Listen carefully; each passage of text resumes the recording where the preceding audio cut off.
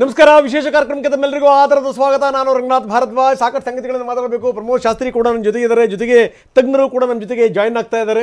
ನೀವೆಲ್ಲರೂ ಕೂಡ ಬಹಳ ಕುತೂಹಲದಿಂದ ಕಾಯ್ತಿರುವಂಥ ಎಕ್ಸಿಟ್ ಪೋಲ್ ಅದರ ವಿವರಗಳನ್ನು ನಾವು ಕೊಡ್ತಾ ಹೋಗ್ತೀವಿ. ಅಂದರೆ ನಾವು ಕೂಡ ಎರಡು ಸಂಸ್ಥೆಗಳ ಜೊತೆಗೆ ಎಕ್ಸಿಟ್ ಪೋಲನ್ನು ಮಾಡಿರುವಂಥದ್ದು. ಅಂದರೆ ಜನರ ನಾಡಿ ಮಿಡಿತ ಏನು, ಯಾರಿಗೆ ಓಟ್ ಹಾಕಿರಬಹುದು, ಏನು ಎತ್ತ, ಯಾರಿಗೆ ಎಷ್ಟು ಸೀಟ್ಗಳು ಬರ್ತವೆ, ಅದೆಲ್ಲ ವಿವರಗಳನ್ನು ನಾವು ನಿಮ್ಮ ಮುಂದೆ ಇಡ್ತಾ ಹೋಗ್ತೀವಿ ಅಂಕಿ ಅಂಶಗಳ ಸಹಿತವಾಗಿ. ಇದಕ್ಕೆ ಸಂಬಂಧಪಟ್ಟಂಗೆ ಸಾಕಷ್ಟು ಮಾತಾಡೋಣ. ಬಹುಶಃ ಅತಿ ದೊಡ್ಡ ಚುನಾವಣಾ ಸಮೀಕ್ಷೆ ನಡೀತಾ ಇದೆ. ಒಂದು ಕಡೆಗೆ ಪ್ರಪಂಚದ ಅತಿ ದೊಡ್ಡ ಚುನಾವಣಾ ಹಬ್ಬ, ಪ್ರಜಾತಂತ್ರದ ಹಬ್ಬ. ಇದ್ರ ಜೊತೆಗೆ ಬಹುಶಃ ಈ ಚುನಾವಣೋತ್ತರ ಸಮೀಕ್ಷೆಗಳ ಬಗ್ಗೆ ಮೊದಲಿಂದಲೂ ಕೂಡ ಒಂದು ರೀತಿಯಂಥ ಕುಹುಕ ಇತ್ತು, ಅಥವಾ ಸರಿಯಾಗಿ ಆಗತ್ತೋ ಆಗಲ್ವೋ ಅಂತ.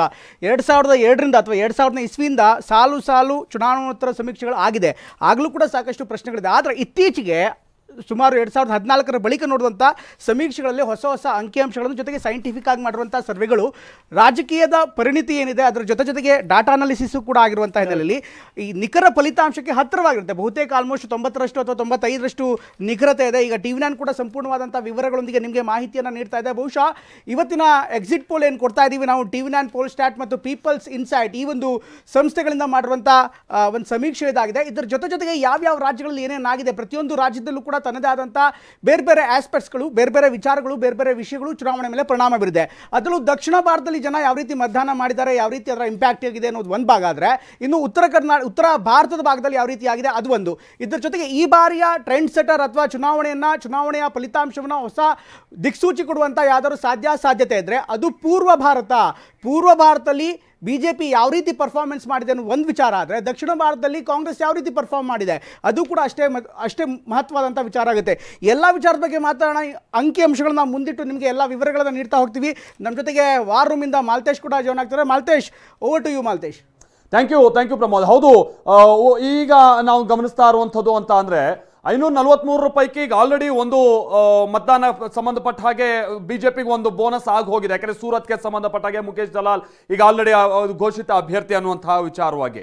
ಹಾಗಾಗಿ ಅದನ್ನು ಹೊರತುಪಡಿಸಿ ಇನ್ನುಳಿದಂಥ ಕ್ಷೇತ್ರಗಳಿಗೆ ಸಂಬಂಧಪಟ್ಟ ಹಾಗೆ ಅಂತ ಅಂದರೆ 542 ಕ್ಷೇತ್ರಗಳಿಗೆ ಸಂಬಂಧಪಟ್ಟಾಗಿನ ಜನರ ನಾಡಿ ಮಿಡಿತ ಏನಿತ್ತು ಅದನ್ನು ಅರಿಯುವಂಥ ಪ್ರಯತ್ನ ಇವತ್ತಿನ ಎಕ್ಸಿಟ್ ಪೋಲ್ನಿಂದ ನಮಗೆ ತಿಳಿತಾ ಹೋಗುತ್ತೆ. ಇನ್ನೇನು ಕೆಲವೇ ಕ್ಷಣಗಳಲ್ಲಿ TV9 ಸಮೀಕ್ಷೆಯೂ ಕೂಡ ಸೇರಿದ ಹಾಗೆ ಇತರ ಏಜೆನ್ಸಿಗಳ ಸಮೀಕ್ಷೆಗಳು ಏನೇನಿದೆ ಅನ್ನುವಂತ ನಾವು ನೋಡ್ತಾ ಹೋಗ್ಬೋದು. ಎಕ್ಸಿಟ್ ಪೋಲ್ಗೆ ಸಂಬಂಧಪಟ್ಟ ಹಾಗೆ ಜನರ ನಾಡಿ ಮಿಡಿತ ಈಗ ತಾನೇ ಪ್ರಮೋದ್ ಹೇಳ್ತಾ ಇದ್ರು, ಅಂದ್ರೆ ಇತ್ತೀಚಿನ ವರ್ಷಗಳಲ್ಲಿ ಬಹಳ ಸೈಂಟಿಫಿಕ್ ಆಗಿ ಇದನ್ನ ಮಾಡುವಂತ ಪ್ರಕ್ರಿಯೆಗಳು ನಾವು ನೋಡ್ತಾ ಇದ್ದೀವಿ. ಎಂಡ್ ರಿಸಲ್ಟ್ ಏನಿದೆ ಬಹುತೇಕ ಅದಕ್ಕೆ ಹತ್ತಿರವಾದಂತ ರಿಸಲ್ಟ್ ಅನ್ನ ನಾವು ಎಕ್ಸಿಟ್ ಪೋಲ್ ನಲ್ಲಿ ಗಮನಿಸ್ತಾ ಇದ್ದೀವಿ.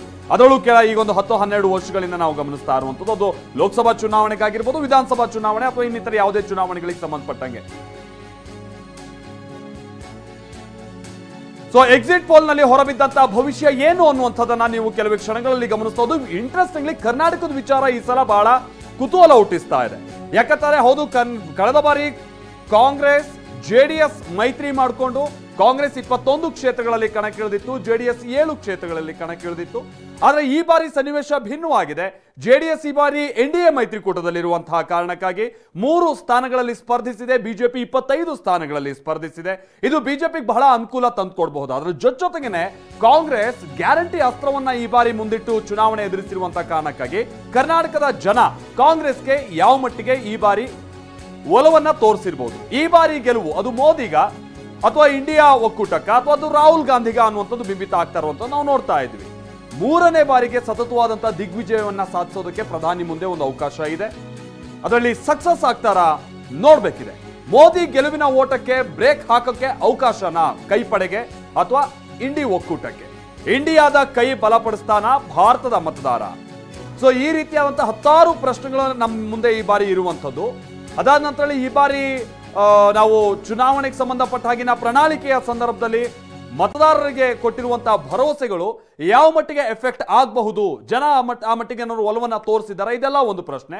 ಅದರ ಜೊತೆಗೆ ಬೇರೆ ಚುನಾವಣೆಯ ನಾವು ಪ್ರಚಾರದ ಸಂದರ್ಭದಲ್ಲಿ ನಾವು ಗಮನಿಸಿರುವಂತಹ ಸಂಗತಿಗಳು, ಅದು ಧರ್ಮದ ವಿಚಾರಗಳು ಮೇಲಿನ ಮೇಲೆ ಪ್ರಸ್ತಾಪ ಆಯಿತು, ಅಭಿವೃದ್ಧಿ ವಿಚಾರಗಳಿಗಿಂತ ಬೇರೆ ಸಂಗತಿಗಳ ಪ್ರಸ್ತಾಪ ಆದಂಥದ್ದು ಬಹಳಷ್ಟಿದೆ. ಆಯಾ ರಾಜ್ಯಗಳಿಗೆ ಸಂಬಂಧಪಟ್ಟಂಗೇನು ಕೂಡ ಕೆಲವೊಂದು ವಿಚಾರಗಳು ಪ್ರಸ್ತಾಪ ಆಗಿರೋದು, ಕರ್ನಾಟಕಕ್ಕೆ ಸಂಬಂಧಪಟ್ಟ ಹಾಗೇನು ಕೂಡ ಹೌದು. ನೀವೀಗ ನೋಡ್ಬೋದು TV9 ಚುನಾವಣೋತ್ತರ ಸಮೀಕ್ಷೆಯ ಮೆಗಾ ಕವರೇಜ್ನಲ್ಲಿ ಕರ್ನಾಟಕವೂ ಸೇರಿದ ಹಾಗೆ ದಕ್ಷಿಣ ಭಾರತದ ರಾಜ್ಯಗಳು, ಉತ್ತರ ಭಾರತದ ರಾಜ್ಯಗಳು ಪೂರ್ವ ಹಾಗೆ ಈಶಾನ್ಯ ಭಾರತದ ರಾಜ್ಯಗಳು ಇಲ್ಲೆಲ್ಲ ಈ ಬಾರಿ ಏನು ಬದಲಾವಣೆಯನ್ನ ನಾವು ಗಮನಿಸೋದಕ್ಕೆ ಅವಕಾಶ ಇದೆ ಅನ್ನುವಂಥದ್ದನ್ನ ಜನರ ನಾಡಿಮಿಡಿತ ಅರಿಯುವಂತ ಸಂದರ್ಭದಲ್ಲಿ ನಮಗೊಂದು ಪಿಕ್ಚರ್ ಇವತ್ತು ಸಿಗ್ತಾ ಹೋಗುತ್ತೆ. ಕಳೆದ ಬಾರಿ ಕೇವಲ ಒಂದು ಕ್ಷೇತ್ರದಲ್ಲಿ ಗೆದ್ದಿತ್ತು ಕಾಂಗ್ರೆಸ್ ರಾಜ್ಯದಲ್ಲಿ, ಅದು ಬೆಂಗಳೂರು ರೂರಲ್. ಇನ್ನೊಂದು JDS ಗೆದ್ದಿತ್ತು, ಇನ್ನೊಂದು ಇಂಡಿಪೆಂಡೆಂಟ್ ಕ್ಯಾಂಡಿಡೇಟ್ ಗೆದ್ದಂಥದ್ದು. ಬಟ್ ಈ ಬಾರಿ ಬಹಳ ಬದಲಾವಣೆಯನ್ನ ನಾವು ನಿರೀಕ್ಷೆ ಮಾಡಬಹುದಾ?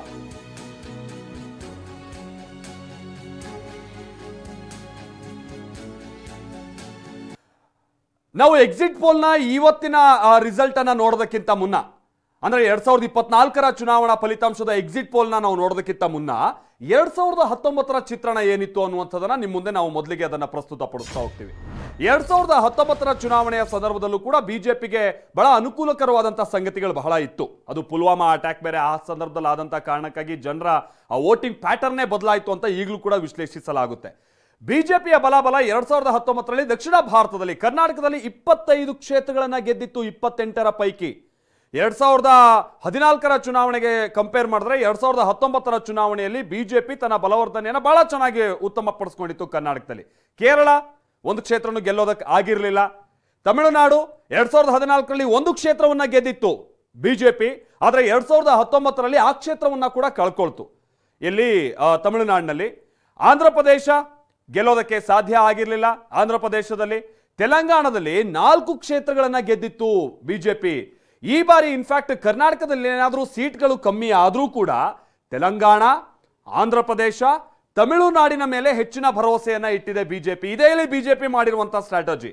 ಕರ್ನಾಟಕದಲ್ಲಿ ಏನಾದರೂ ನಮಗೊಂದು 5-6 ಸೀಟ್ ಏನಾದರೂ ಲಾಸ್ ಆದರೂ ಕೂಡ ತೆಲಂಗಾಣದಲ್ಲಿ ನಮ್ಗೆ ಹೆಚ್ಚಿನ ಸೀಟನ್ನು ಪಡೆಯೋದಕ್ಕೆ ಅವಕಾಶ ಇದೆ. ಯಾಕಂದ್ರೆ ಈ ಬಾರಿಯ ವಿಧಾನಸಭಾ ಚುನಾವಣೆಯಲ್ಲೂ ಕೂಡ ನಾವು ಚೆನ್ನಾಗಿ ಪರ್ಫಾರ್ಮ್ ಮಾಡಿದ್ದೀವಿ ಅನ್ನುವಂಥದ್ದನ್ನ ಬಿಜೆಪಿ ಮನಗಂಡಿದೆ.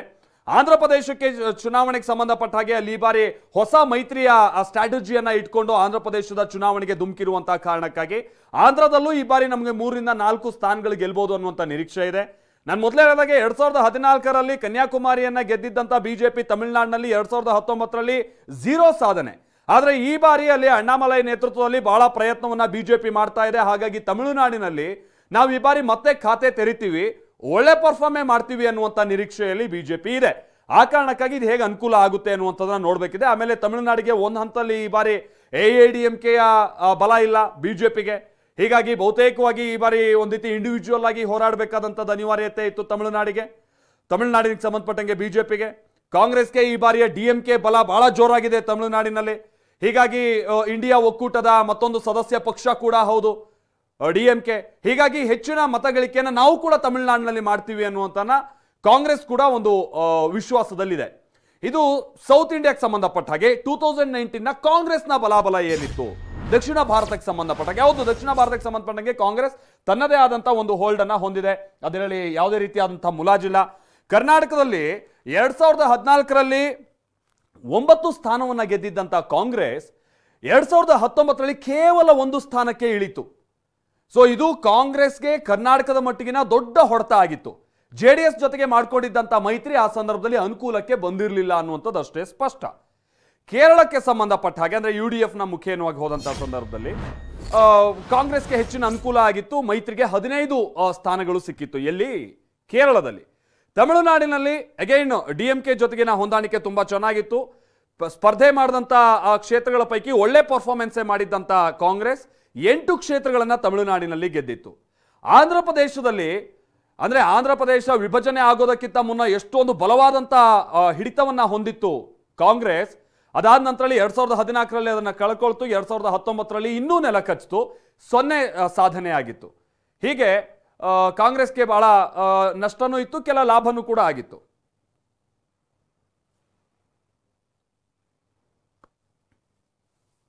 ಆಮೇಲೆ ಹೇಳಿದ ಹಾಗೆ ಇಂಡಿಯಾ ಒಕ್ಕೂಟಕ್ಕೆ ಸಂಬಂಧಪಟ್ಟ ಹಾಗಿನ ಸದಸ್ಯ ಪಕ್ಷಗಳೆಲ್ಲವೂ ಇವತ್ತೊಂದು ಸಭೆಯನ್ನ ಸೇರಿದ್ದರು. ಸಭೆಯ ಬಳಿಕ ಇದೀಗ ಮಲ್ಲಿಕಾರ್ಜುನ ಖರ್ಗೆ ಅವರು ಮಾತನಾಡ್ತಾ ಇದ್ದಾರೆ. इंडिया गठबंधन के सभी नेतागण, मीडिया के मेरे दोस्तों और यहाँ पर पधारे हुए दूसरे पार्टी के भी जो कार्यकर्ता हैं, आप सभी को मेरा नमस्कार। आज हमारी बैठक हुई, कम से कम 2.5 घंटे तक हमने बहुत से विषय पे चर्चा किए, खास करके चुनाव और चुनाव के वक्त क्या क्या कमजोरियां हो सकते हैं और क्या क्या कठिनाइयां आ सकते हैं, किस ढंग से उन चीज़ों को हम निभाना है और करेक्शन कर लेना है और हमारे कार्यकर्ताओं को जो इंस्ट्रक्शन देना है, तो उसके बारे में आज हम डिटेल चर्चा करके काउंटिंग के दिन जो हमको केयर लेना चाहिए, और हमारे कार्यकर्ता अब बहुत से गठबंधन पार्टी के नेता लोग पहले ही वो तय करके अपने केडर को बहुत से बार बोले हैं, लेकिन फिर भी हम एज ए प्रिकॉशन आज सब मिलके सबको एक इशारा देना था कि हम किस ढंग से इस आते चुनाव के दिन लड़ना चाहिए और बोलना चाहिए। ये चीज़ पे हमने चर्चा की। दूसरा, हमारा जो गठबंधन का जो एक निर्णय ये है कि हम जो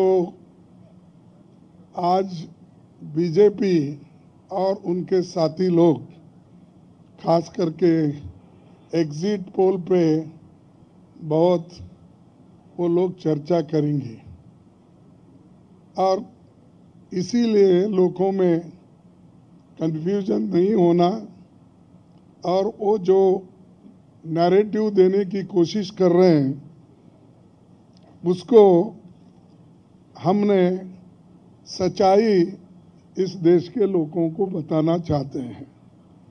इंडिया गठबंधन कम से कम 295 सीटें प्लस 295 से ज़्यादा आएंगे, कम तो नहीं आएंगे। ये हमने आकलन किया कि सभी हमारे नेताओं से पूछने के बाद ये एक आंकड़ा हमारे पास मिला है और इस आंकड़े में कोई बदलाव नहीं है। ये एक जनता की सर्वे है, हमारा सर्वे नहीं है। जो जनता ने सीधा हमारे को कहा है और हमारे नेताओं को जो इन्फॉर्मेशन दिया है, ये इन्फॉर्मेशन पहुंचाया है, उस आधार पर ये हमने आज आप लोगों को बता रहे हैं।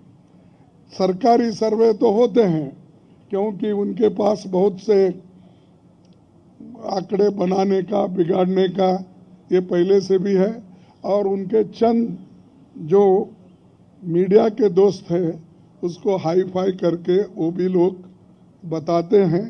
इसीलिए हम आपको सत्य बताना, रियलिटी बताना, जनता का क्या मन है, जनता जो कहती है वो हम आपके सामने रख रहे हैं। और पूरे ऑल पार्टीज का एक दूसरा भी एक इंस्ट्रक्शन है कि हर कैडर को इसके बारे में बताना, सिर्फ इसके लिए नहीं, जो पहले मैंने कहा इलेक्शन में किस ढंग से आखिरी तक बैठना, सी फॉर्म लेना और दूसरे जो फॉर्मेलिटीज़ है वो कंप्लीट होने तक कोई काउंटिंग हॉल से बाहर नहीं निकलना चाहिए टिल ही गेट्स सर्टिफिकेट। ये हमारे जो भी इंस्ट्रक्शंस थे हमने दिए हैं और सभी लोग एक मत से इसको स्वीकार किए हैं। इसलिए मैं आपका धन्यवाद करता हूं, क्योंकि हमने इतनी कोशिश इकट्ठा होके हमने की है और ये इकट्ठा होने के वजह से आज ये फिगर आपके सामने हम रख रहे। और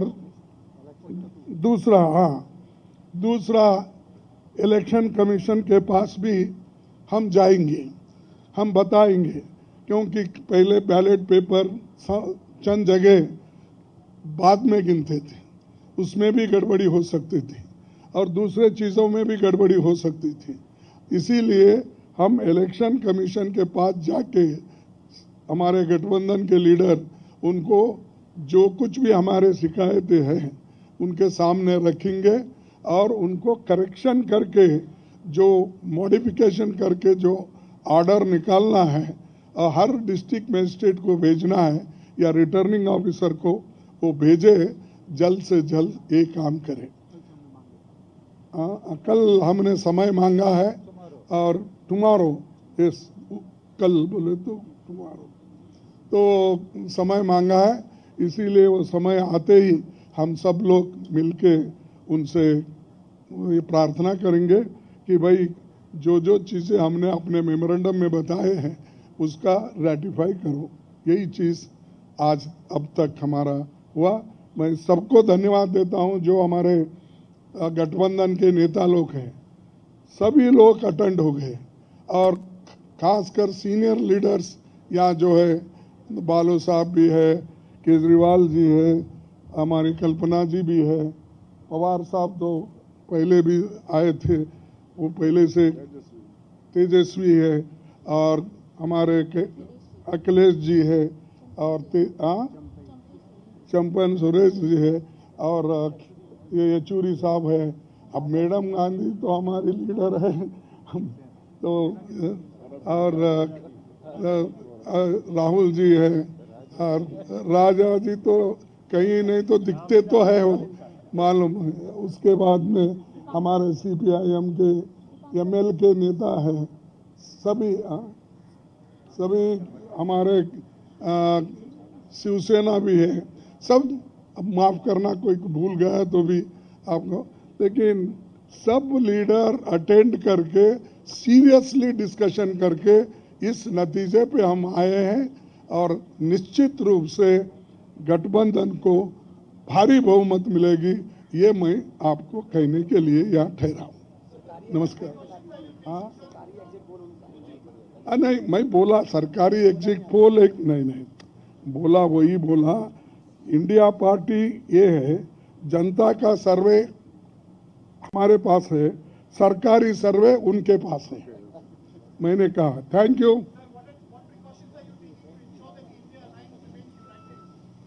We are united only. Why you are dividing? शुभ शुभ बोलिए।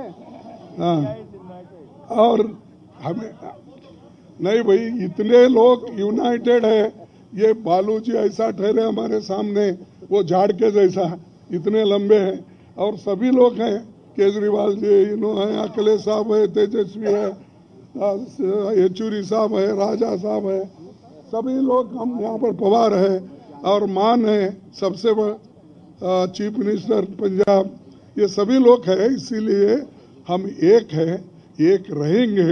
हमारे को डिवाइड करने की कोशिश मत करो। नमस्कार, थैंक यू।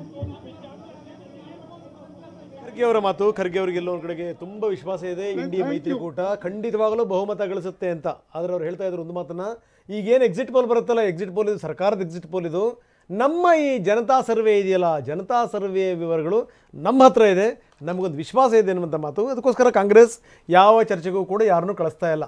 ಭಾಳ ಆಶ್ಚರ್ಯಕರ ಸಂಗತಿ, ಎಲ್ಲದನ್ನೂ ಒಪ್ಕೊಳ್ಳುವಂಥವ್ರು ಈಗ ಈ ಎಕ್ಸಿಟ್ ಪೋಲನ್ನು ಮಾಡುವಂಥವ್ರಿಗೆ ಅವ್ರಿಗೂ ಕೂಡ ಕೆಲವೊಂದಷ್ಟು ಜವಾಬ್ದಾರಿಗಳಿರ್ತವೆ. ನಾವು ಹೇಳುವಂಥದ್ದು ಎಂದೂ ಕೂಡ ಇದನ್ನು ಎಕ್ಸಾಕ್ಟ್ ಪೋಲ್ ಅಂತ ಹೇಳೋದೇ ಅಲ್ವಲ್ಲ, ನಾವೆಂದೂ ಹೇಳಲ್ಲ ಎಕ್ಸಾಕ್ಟ್ ಪೋಲ್ ಅಂತ. ಎಕ್ಸಿಟ್ ಪೋಲ್ ಸ್ವಾಮಿ, ಇದು ಜನರ ನಾಡಿ ಮಿಡಿತ ಏನು ಎತ್ತ ಅದನ್ನು ಮಾತ್ರ ಇದೇ ಸತ್ಯ ಆಗಬೇಕು ಅನ್ನುವಂಥದ್ದು ಇದೆಯಲ್ಲ, ಅದು ಖಂಡಿತವಾಗಲೂ ಇಲ್ಲ. ಸೊ ಇಂಥ ಸಂದರ್ಭದಲ್ಲಿ ನಾವು ಯಾರನ್ನು ಕಳಿಸೋದೇ ಇಲ್ಲ ಅಂತಂದ್ರೆ ಏನು ಅರ್ಥ? ನೀವೆಲ್ಲ ಹೇಳುವಂಥದ್ದು ಎಲ್ಲವೂ ಕೂಡ ಇದು ಈ ಸರ್ಕಾರದ್ದು ಎಕ್ಸಿಟ್ ಪೋಲ್ ಇದು ಅಂತಂದ್ರೆ ಏನು ಅರ್ಥ? ಇದು ಬಹುಶಃ ಏನಂದರೆ ಖರ್ಗೆ ಅಂತ ನಾಯಕರಿಗೆ ಇದು ಸೂಕ್ತ ಅಂತ ಅನ್ಸಲ್ಲ. ಇದು ಇರಲಿ, ಇಟ್ಸ್ ಓಕೆ, ಯಾರು ಬರಲಿ ಯಾರು ಬರ್ದಂಗಿರಲಿ, ನಮ್ಮ ಕಾರ್ಯಕ್ರಮಗಳಂತ ಆಗ್ತವೆ, ಚರ್ಚೆಗಳಂತ ಆಗ್ತವೆ, ಪ್ರಶ್ನೆ ಬೇರೆ. ಅಂಕಿ ಅಂಶಗಳೇನಿದೆ ಇವ್ರು ನೋಡ್ತಾರೋ ಬಿಡ್ತಾರೋ, ಇವ್ರಿಗೆ ಸಂಬಂಧಪಟ್ಟಿರುವಂಥವ್ರು ಎಲ್ಲರೂ ಕೂಡ ನೋಡ್ತಾರೆ. ಆ ಎಲ್ಲ ಅಂಕಿ ಅಂಶಗಳನ್ನು ನೋಡ್ಲಿಕ್ಕೆ ನೀವು ಕೂಡ ಕಾಯ್ತಾ ಇದ್ದೀರಿ. ನಿಮಗೆಲ್ಲ ವಿವರಗಳನ್ನು ಕೊಡ್ತೀವಿ.